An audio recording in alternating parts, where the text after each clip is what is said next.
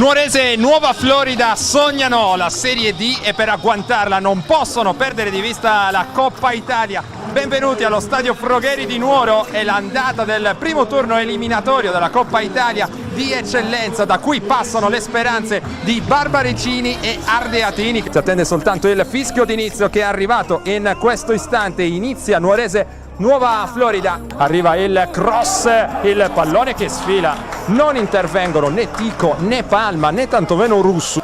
Dovrà battere Tisei invece il capitano, il pallone è troppo profondo però non può arrivarci, anzi ci arriva Massella che rimette verso il centro, il colpo di testa e il salvataggio incredibile di Ruggiu.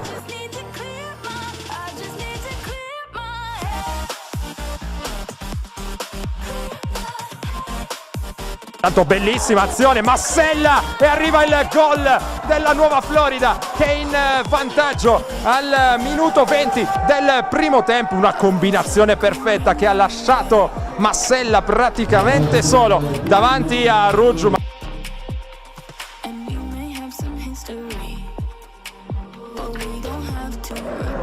Si andrà a incaricare Fabio Cocco, il pallone verso il centro, svetta di testa. Tanto Fayet rischia con il dribbling, attenzione a Massella, è scattato dall'altra parte Piro, ecco che arriva il pallone, il tocco di Piro in bocca a Ruggiu. Ancora la Nuova Florida che si distende, attenzione a Piro, guarda in mezzo, il cross è sul secondo palo, Rossi va a vuoto.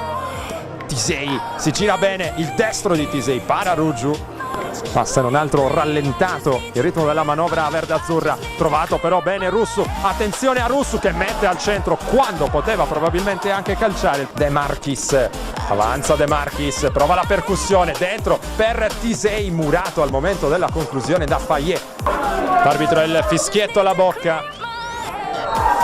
Finisce qui, la Nuova Florida espugna il Frogheri di Nuoro, lo fa con un gol di Massella nel primo tempo.